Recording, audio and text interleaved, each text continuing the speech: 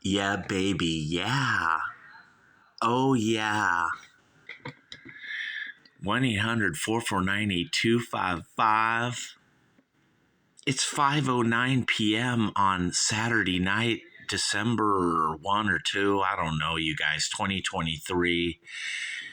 And all of you out there, you are on America's number one talk radio show for politics, music, and sexual adventures with Clark the Shark.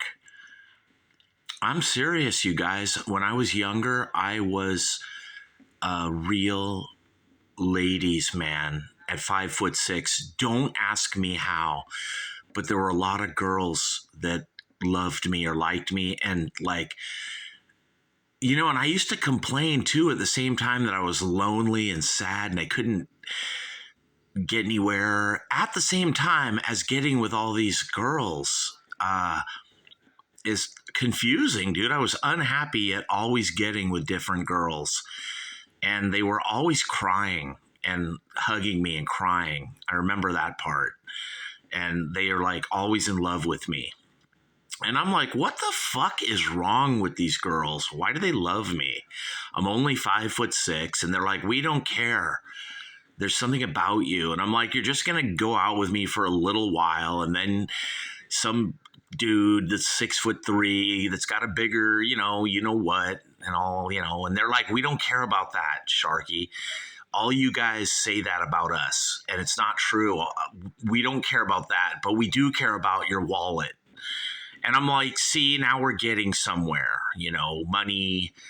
I thought girls just care about that other thing, you take a little blue pill, or I always felt inadequate or something. And they're like looking at it and they're like, Sharky, you're all right for 5'6".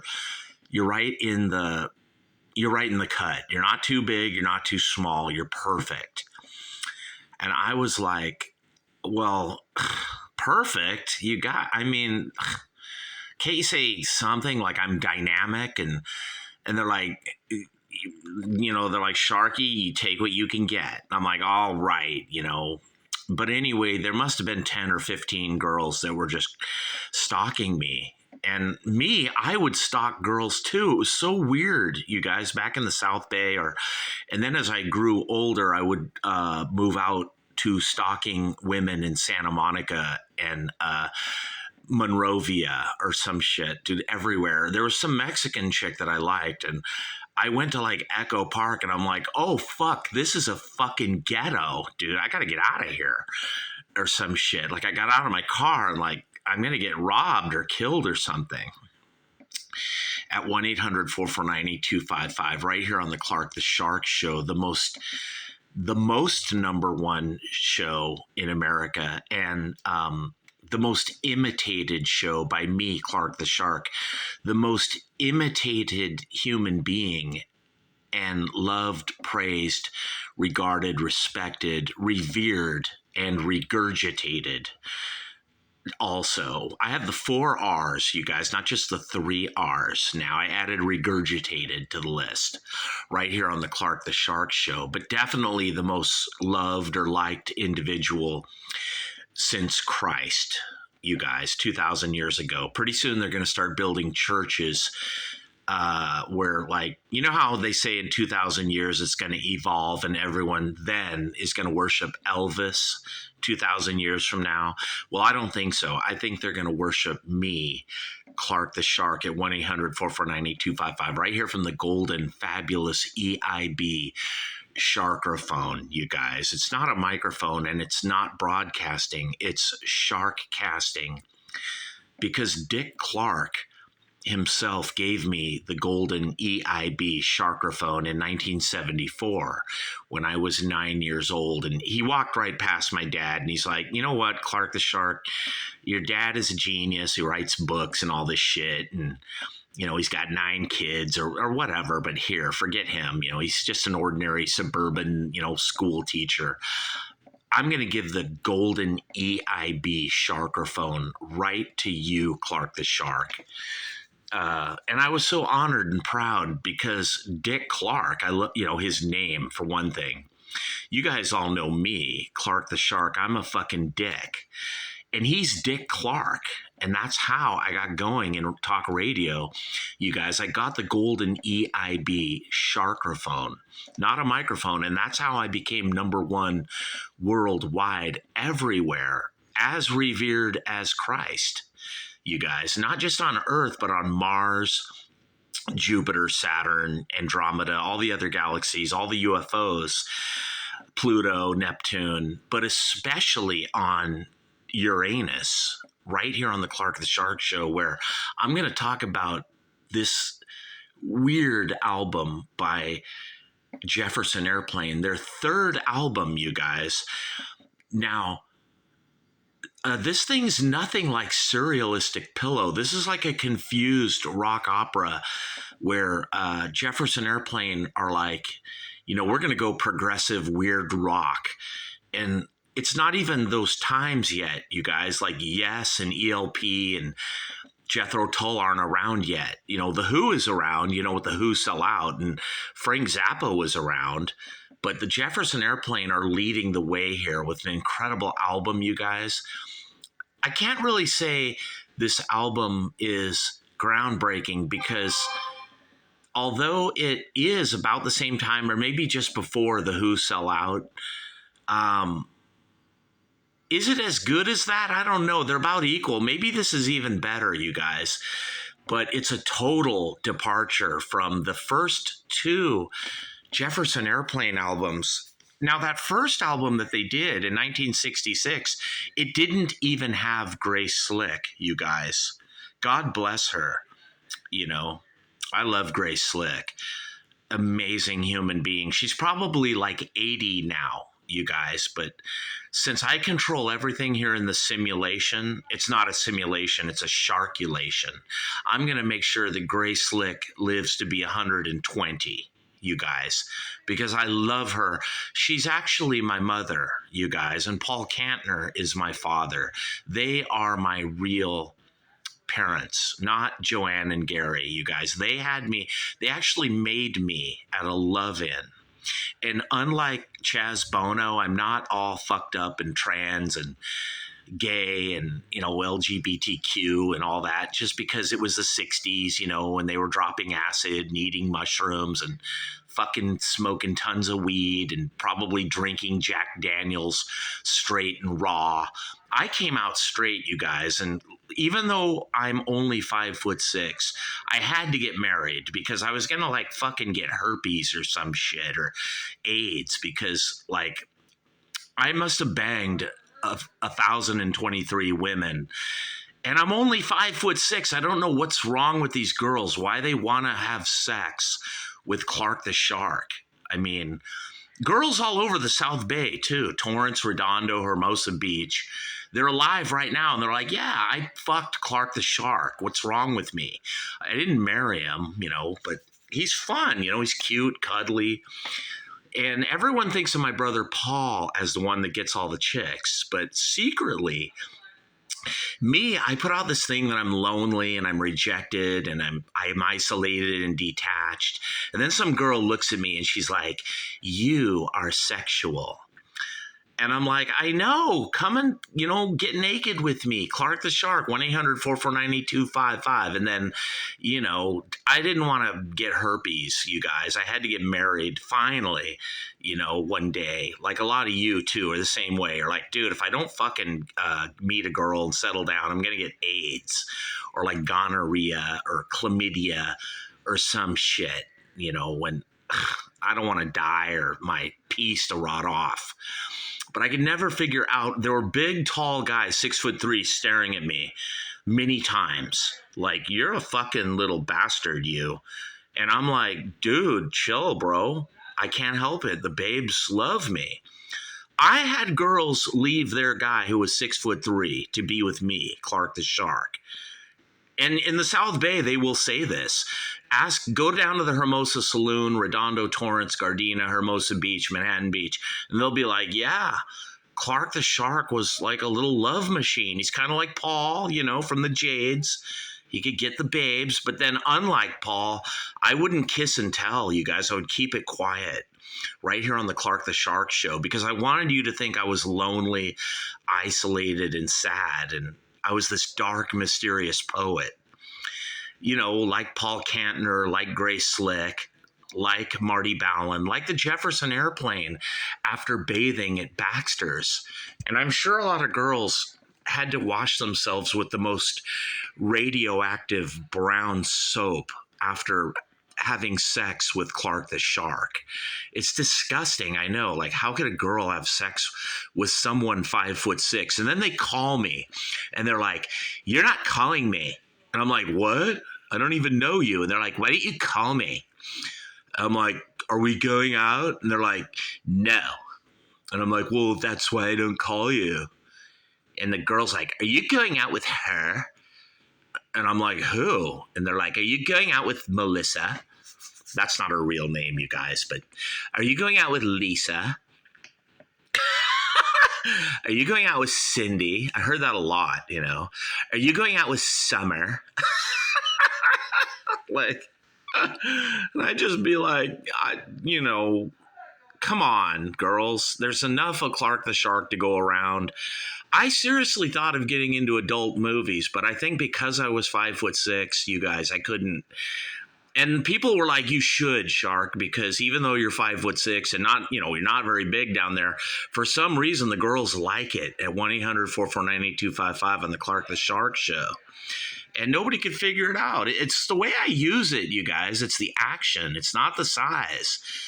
And I'd be telling girls, like, "You can dance, baby." Like, like you can dance or something. Like, I would never say you can have sex good or I like it. I'd be like, not like that. I'd be like, "You can dance. I love the way you dance." And the girls would say that too. They'd be like, "With Clark the Shark, it's not about the size. It's about the motion or something, or the rhythm or the action, or just, I'm a weirdo and I like to do weird things." And luckily for me, I would meet weird girls who were weird just like me, Clark the Shark. But one girl I could never get with was Grace Slick of the Jefferson Airplane. I kind of hate Paul Kantner, for marrying her or getting with her. And then they had China Kantner. China Kantner was hot, you guys. Damn, she was hot. Yeah, Paul and Grace made one hot daughter, you guys, but we're not talking about that. We're talking about After Bathing at Baxter's, this third Jefferson Airplane album, right here on the Clark the Shark show, where it's always amazing. And I'm not being funny. I'm being serious, you guys. When I say I'm the number one talk radio guy or, DJ, MC, guy at the microphone, like Howard Stern or Jim Rome or Hannity or El Rushbo, or I'm not kidding, you guys. YouTube, it seems like I'm small, like I don't get a lot of views. But that's because I'm shadow banned or something, or they're blocking my views, or they're going to great deals to make Sharky look small. Because every now and then I will buy fake views, not to really buy them or look big. I do it just to see if YouTube is really shadow banning or blocking me. And they really are. They don't want people listening to Clark the Shark. That's because they're liberals and they're boring and they have no life and they're not creative. They're not funny. They're not ironic or irreverent. They're just boring AI people. Like, their brain is basically like a computer itself, like they don't have any imagination or creativity. Liberals are empty, shallow people. They have no reason to exist. They don't believe in God or anything. And I can kind of say this too about conservatives. They claim they're really the secret creative ones, like they're really the geniuses. And, the liberals are always ripping off us conservatives because we're the secret geniuses. I don't know. I think you all are just ripping off Clark the Shark at 1-800-449-8255 right here from the golden EIB Sharkerphone. It's not a microphone, baby, because when it comes to creativity and originality and inventiveness, you guys all know it's Clark the Shark, because I'm into albums like After Bathing at Baxter's, the third amazing album from Jefferson Airplane. 1967, and it was only their third album. 2 albums in the year 1967, you guys. Incredible. And they mixed it up. They changed everything for this weird rock opera that breaks down into subcategories and subgenres or something. It's just so weird. I don't care what the stars say. It could get 3. Oh, it does, you guys. The Encyclopedia of Pop Music only gives it a 3. It's going to be all over the place. You know, Music Story gives it almost a 5, like a 4.5. But, you know, what is this? Record Mirror gives it a 3. The Rolling Stone Album Guide gives it a 4. I mean, this could get anything, you guys. It could get a 5, or it could get a 1 or a 2 or a 3 reviews. I mean, it's... you know, it's nothing like the amazing classic Surrealistic Pillow. It's not like that first album either. This is a rock opera, you guys. That's the only way I can describe it. Side 1, you know, street mass. It breaks into these sub like things or something, you know. And then within side 1, it breaks into like The War Is Over.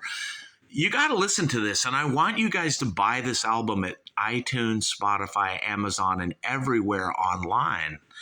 Because me, Clark the Shark, I am sexual. I'm just like Grace Slick, you guys. When you think of Grace Slick, I want you to stop thinking about her and think about me, Clark the Shark. I'm serious, you guys. I'm picturing you naked right now. And because the Ballad of You and Me and Puniel, I think. Punai. I don't know. Paul Kantner. You guys all know that song. It's a classic, 429. I love that song. But this album gets better from there. And it gets so weird, you know, or something. And yet, you know, catchy, melodic, atmospheric, nice guitars. You know, everyone's at their top of their game here. But you can tell the drugs, the acid, the marijuana, the mushrooms were really kicking in because, you know, they got songs that are 139. And it's kind of like The Who, Tommy. They're losing their focus all over this album. And just, you know, but they're also trying to write catchy songs for the radio best they can. A small package of value will come to you shortly. Now, that's like a song about Clark the Shark right there. And that's why I like the album, A Small Package. Don't any of you think, though, out there that I'm a small package, you guys. I take L-arginine.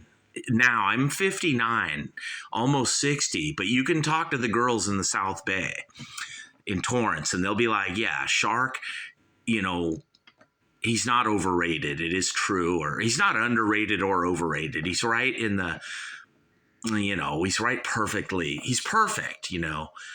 This one girl, she just grabbed it and she's like, yeah, you're perfect, Shark, because any bigger will hurt. And I'm like, yeah, I'm not a small package of value, but I will come to you shortly. You know, Clark the Shark. I mean, I don't know, Young Girl Sunday Blues. Yeah, and the next day after being with Shark, it's like they got to go to church, you know, and pray and like, God, please forgive me. And me too. I'm like, please forgive me, Lord, for I was with Martha. A wild time. It was a wild time too, you know.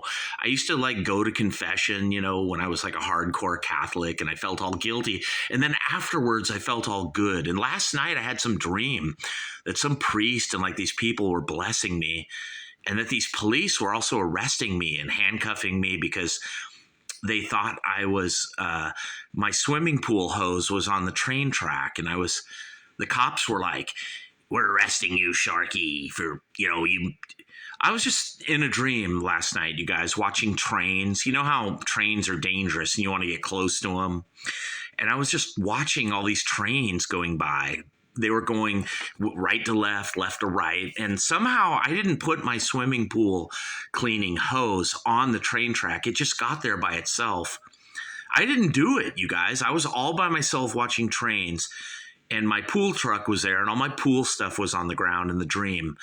and somehow the swimming pool hose got on the train tracks, and the train just ran it over, and ripped my pool hose in half. And then I saw the little green or light blue turquoise, pool hose, part of it on detached from the other part.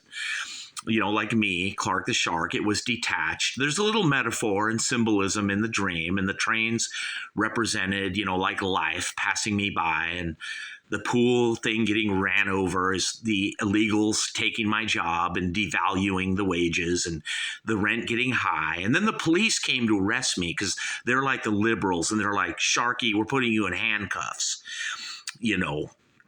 because you're how dare you be anti-liberal or anti-taxation. And I'm like, well, dude, I'm not really anti-liberal. I mean, me, Shark 58, I'm on like government shit here. Like, I'm almost 60 though, you guys. I'm old, and there's government people out there. Well, Shark, I work for the county clerk assessor's office, and I'm a rubber stamper, Sharky. I work for the government, so I don't want you cutting taxes. And I'm like, dude, you're a rubber stamper for the county clerk assessor. Fine. You make $65,000 a year for fucking rubber stamping. And that's all you do in the back office, in the back room at 1-800-449-9255 on the Clark the Shark Show. You keep on rubber stamping. Well, you need a fucking college degree to rubber stamp at 1-800-449-9255. And they're like, yeah, Sharky, it's technical. I got to lift up the rubber stamp, and then I rubber stamp paperwork and documents all day at the county clerk assessor's office, meaningless documents that are probably notarized by some guy stealing a mortgage or refinancing a mortgage so he can steal all the money. You know how that is, Clark the Shark, 1-800-449-8255. And I'm like, well, you're like a witness. You're like an eyewitness to crime. And they're like, we don't care, Sharky, because we're rubber stampers. And don't you cut our wages. Matter of fact, we're in the rubber stamping union, Sharky. There's a whole union of us. We rubber stamp at the county clerk's office. We're Democrats, Sharky. And I'm like, well, I'm on SSI, or like I got skin cancer. Aren't I like a good Democrat? And they're like, no, you're going to retire anyway, Sharky. Everyone's collecting government when they're 60.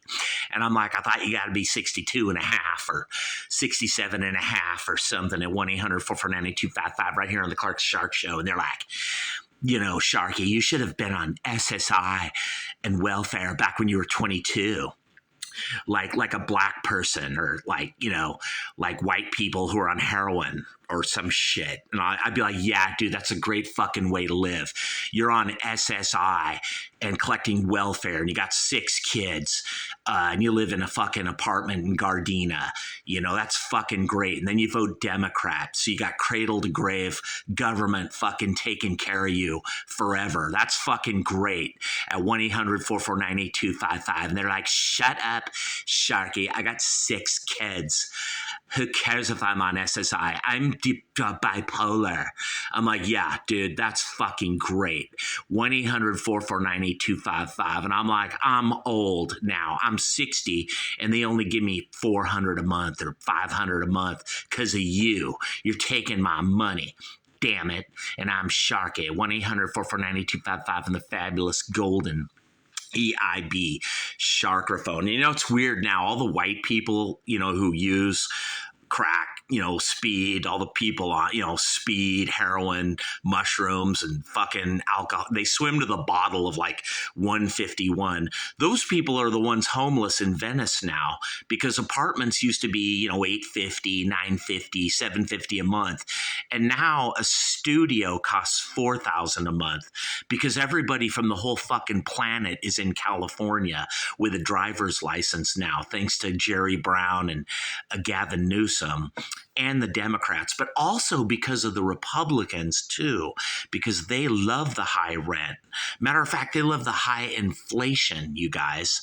And they're like, Sharky, if you don't like it, you better suck it up, Buttercup, and you better learn to adjust and evolve, Clark the Shark, and get it together, because it's the new normal, and you got to learn to be like the mighty iguana and grow some thick skin, Sharky, like a fucking iguana, and grow some horns on your head and a horn on your nose and some fucking spines on your back and on your tail, Sharky. You got to man up and you got to make adjustments, Sharky, and pay $4,000 a month rent.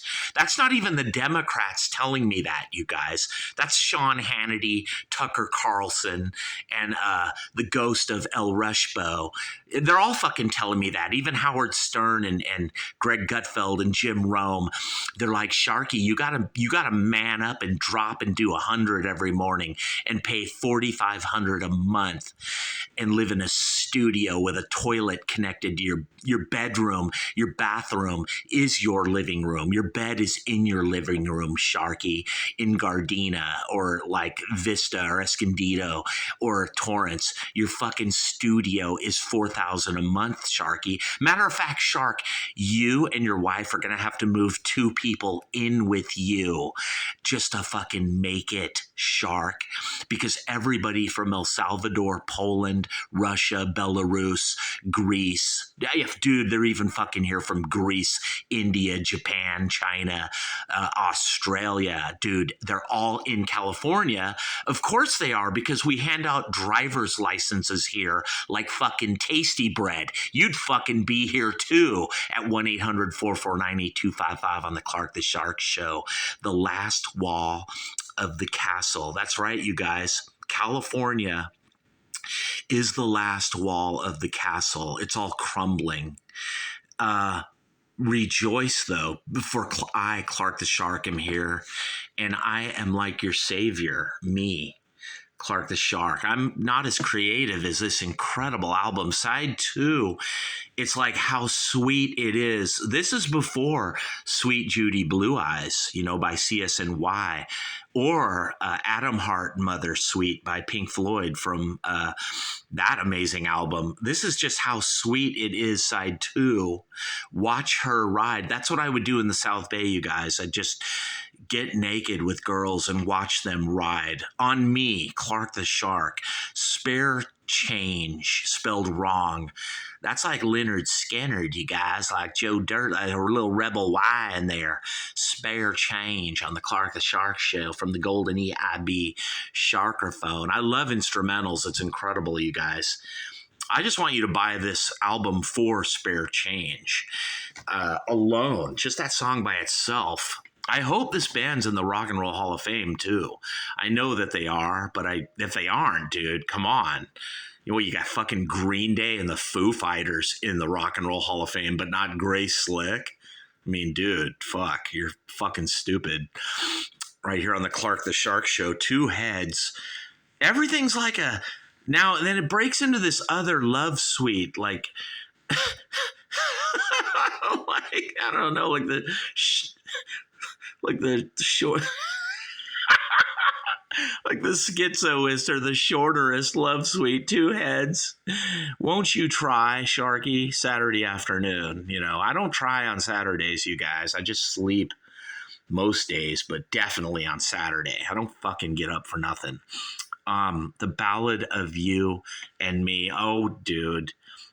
I mean, it's all good. There's bonus tracks, remixes and shit. And, I want to hear the remixes and bonus tracks of this, you guys. I want to hear the other version, the alternate version of 2 heads. I mean, come on, you guys. They're all creative. Kantner, Slick, all of them, Marty Ballin, Jack Cassidy, all of them, Dryden, all of them, you guys. I mean, is it as good as Surrealistic Pillow? That's irrelevant, you guys. No, it's not. It's a step down, but it's also a step lateral, like maybe even diagonal, like sideways, slightly upwards or something. It's better and worse. And yet it's just so different. It's apples to oranges, you guys. After Bathing at Baxter's, the Jefferson Airplane 3rd album, each one of their albums is totally different. And then, of course, from these 3 launching albums, they would get incredible and get better and bigger, play Woodstock, with The Who and all that. And they played Monterey, too, you guys, of course. and the Free Love, and I don't know if they were still doing Free Love at Woodstock. I hope they were. I wish I could have been there. Clark the Shark, at just 5'6", I would have been pissing off all the real guys that are 6'2", and taller, and what, bigger. But me, I'm cute and cuddly like my brother Paul. In the South Bay, they're like, Paul is such a legend. You got so many babes. But they don't even know Clark the Shark is like a secret, and everyone says I'm a big mouth, like I blab, like I talk too much, or I give out too much TMI, or, I'm a blabbermouth or so. I'm really not, though, you guys. Maybe here on the Clark the Shark show, but in reality, no. I'm very humble and sweet and nice. And people are even like, you don't talk enough.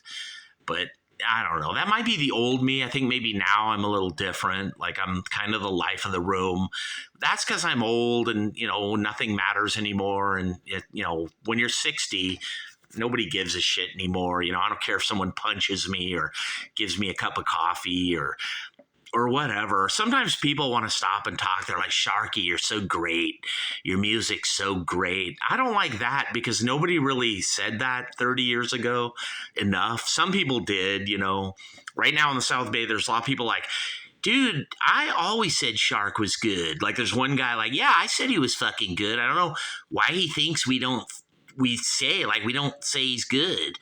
Like they're all saying that. And I'm like, maybe they say I'm good now or in the last, since in the last 12, 13, 15 years since I've been on the internet, they say that, like in 2009, 10, 11, when I was really big and being all over the internet then, you guys. Now I'm small. I'm not what I used to be, like 2009.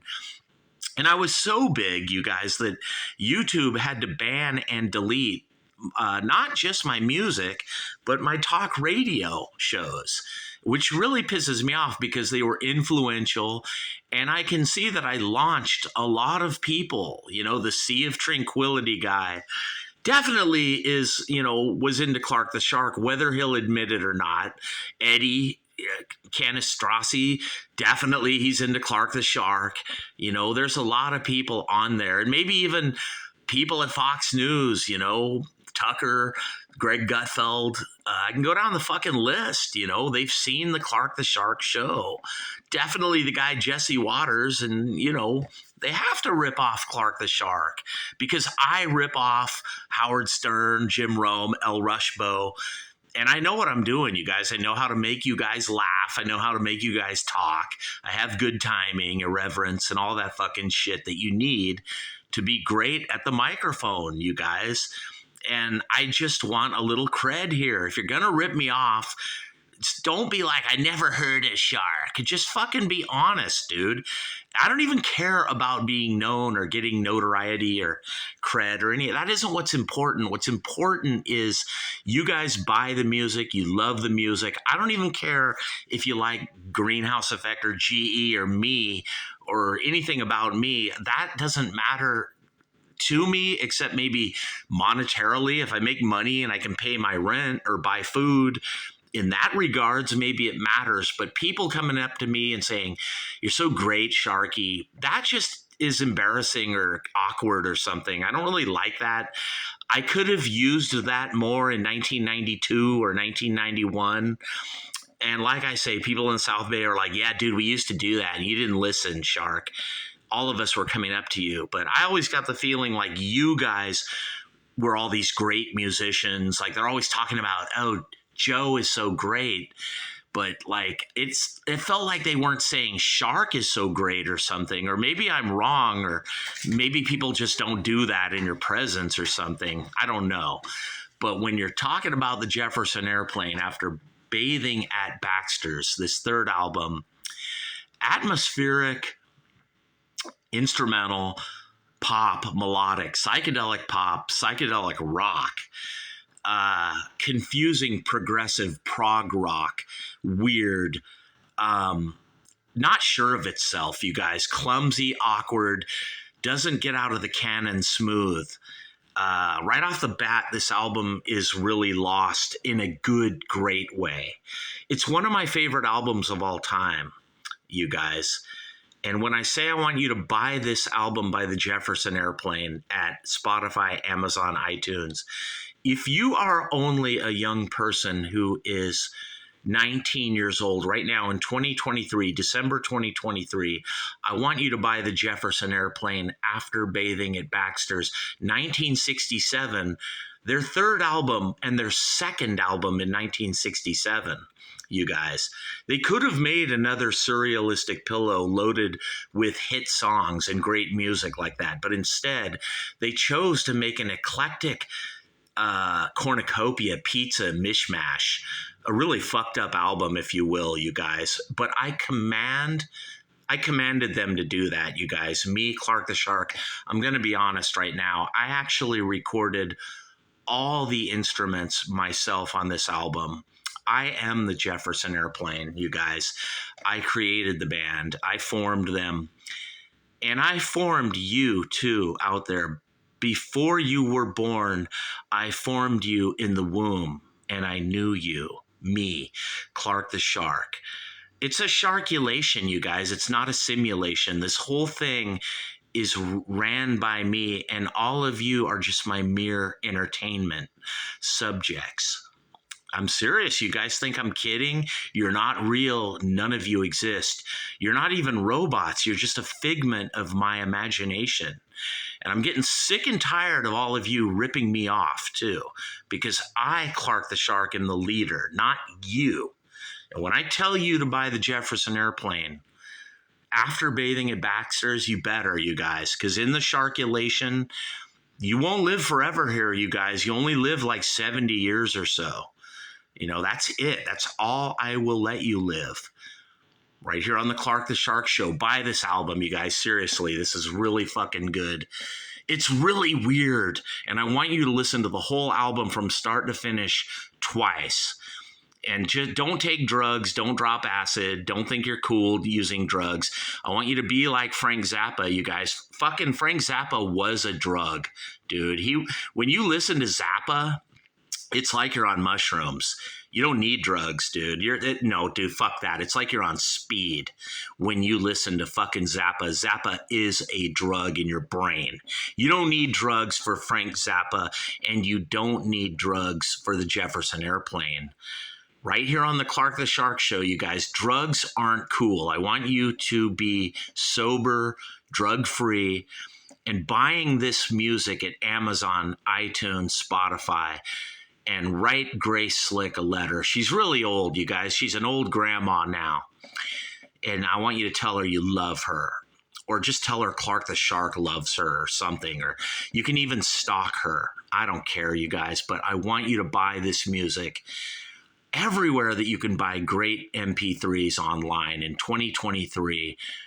After Bathing at Baxter's, the third album from this incredible, creative, eclectic band of merry pranksters, these weirdos, the Jefferson Airplane, you guys. This album is probably their best out of all their albums. I don't know, I mean, Surrealistic Pillow's incredible. It's one of the greatest albums of all time. But this album is so weird, it gets like a special award or something for weirdness. And yet, it's kind of like commercial, like it could be on the radio. And it didn't get the airplay or something, like it wasn't fair. Or maybe they couldn't afford the payola back in the day. I don't know.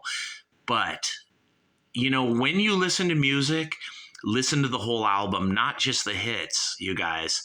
If you listen to Genesis Duke, don't listen to Misunderstanding. And, I want you to hear the whole fucking album.